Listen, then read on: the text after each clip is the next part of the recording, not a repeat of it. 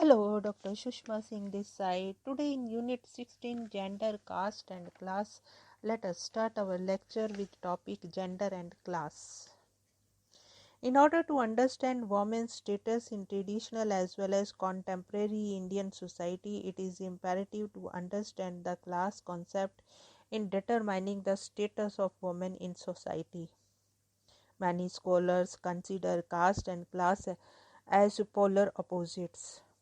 According to them, caste and class are different forms of social stratification. The units ranked in the class system are individuals, and those ranked in the caste systems are groups. Therefore, change takes place from caste to class, hierarchy to stratification, closed to open, and from organic to segmentary system. In reality, both caste and class are real and empirical, and both interactional and hierarchical. In fact, both incorporate each other. The caste and class nexus is highlighted by Kathleen Guha in her analysis of the mode of production as a social formation, in which she finds connection between caste, kinship, marriage and family on one hand, and the forces of production and productive relations on the other. Class relationships are taken as the main assumptions in the treatment of caste and kinship in India. Some scholars have even explained the Varna and Jiswani system in terms of class relations and the mode of production. Therefore, we can say that caste incorporates class, class incorporates caste. The caste-class nexus is related with the status of working women in urban and rural India. Andre Batley, in his book Six Essays on Comparative Sociology, has highlighted this aspect. He asks the relevant question: how are we to view families in which men work in the fields but women are by custom debarred from such work? This is quite prevalent among the families of the upper caste. Even among families of the intermediate and lower caste who have become economically well off have adopted this norm with a view to elevate their social status in the village community. But it does not mean that this position leads to equal treatment being meted out to women. Withdrawal from work only results in elevation of family status. But as explained by Batley, this also arises from caste to caste and also depends upon the economic and social standing of a particular family. Andre Batley also comments upon the process of change in the status of women in the context of manual labor. He points out how women are first withdrawn from the family farm. Finally, with economic mobility, the men too either withdraw from work or change their role from cultivator to supervisor. Therefore, withdrawing women folk from the manual labor on the farm is a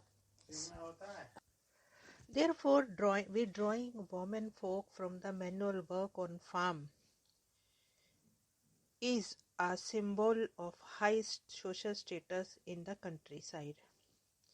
Due to variation in lifestyle, the caste duties differ from one caste to another or one class to another.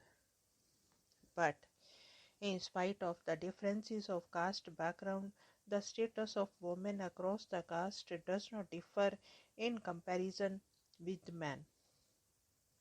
So far as the ideology of the Pavitrata is concerned, which directs women to maintain male authority in all castes, applied to women of all castes and class.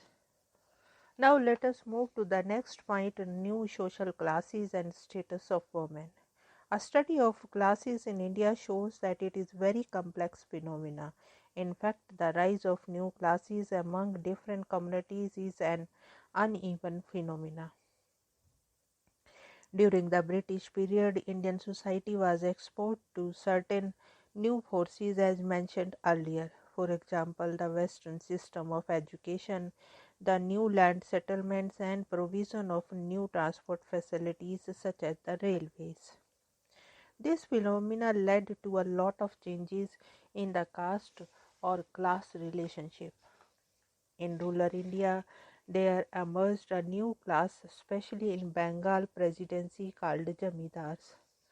Under the new settlement, the right of ownership was conferred on Jamidars. According to the new settlement, failure on the part of some Jamidar to pay the fixed revenue led to the auction of portion of large estates. This in turn led to an entry of a new classes of landlords who were primarily the merchants and moneylenders. Besides the jamidar, the peasant formed an important social class in rural India. The peasantry in India is not a homogeneous category. It consists of the rich class, the middle class, the poor peasants.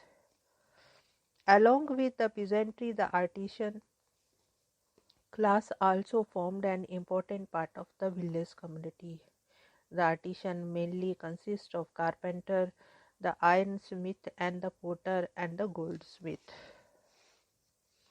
Within the above mentioned classes, the status of women has varied.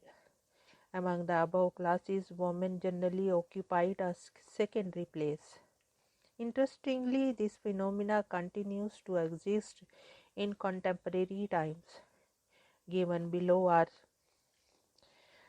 the things that portray the status of the woman among different economic classes. The percentage of female workers in the industry category has increased over the year. The percentage of women cultivators and agricultural laborers has not only increased but is the largest sector that employs women. It is significant to note that the status of the woman has fluctuated in different economic sectors. However, in the northeast region, especially among the Khasis and the Garos, the status of women is high, both economically and socially. Among the Khasis in Meghalaya, the ancestral property is inherited by females.